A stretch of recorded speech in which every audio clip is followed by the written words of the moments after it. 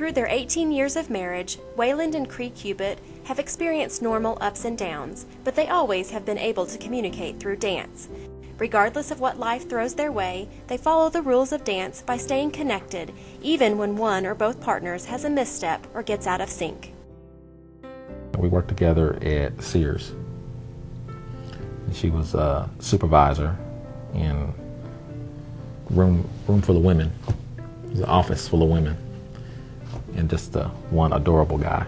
He wanted to go out, and I was like, I don't date guys I work with. You worked there for what, about 5-6 months? Then he found him another job. So then that's when we started dating, because I prefer not to date someone that I work with. And I was over him too, and then didn't want nobody to think I was giving him special treatment. I transferred to an undercover street crimes unit.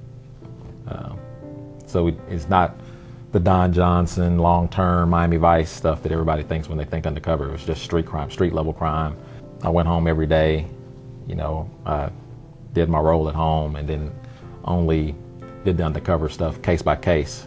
So it wasn't as intense and as scary as everybody likes to portray the undercover work, but it had its moments. There was a point where I twisted his hair up when he had more hair. I would twist his hair up all over, and he had little twisties going all over his head. And then he had a beard. He had to grow a beard, and the beard was a salt and pepper look. And there was a time where I wanted to go out that weekend. I was like, well, can you cut it off? But he couldn't, because he had to stay like that for a little while longer. So it was like the whole time he was doing the scruffy look, it was like we stayed at home, didn't do too much nothing. She is, she's tough. She's tough.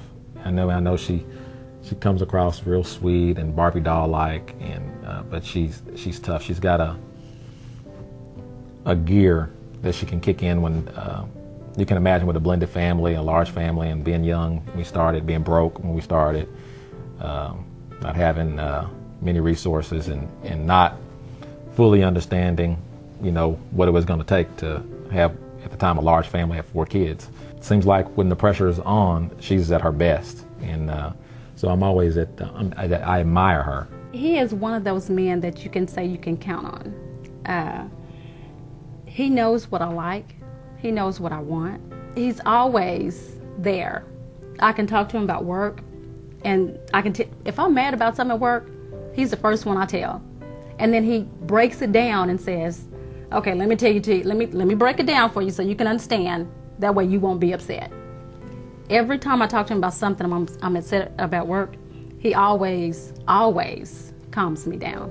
One of the things that we liked about each other when we were dating is we danced, but it was not swing dance, it was just dancing. We just kind of like music, and we kind of dance. I really, really like music and old school music, and she likes old school music and blues. So we just that was one of our connections, was music. There's an attitude, or there's to use the kids' term, there's a swag that I think you got to have in marriage, and that attitude is that we don't quit.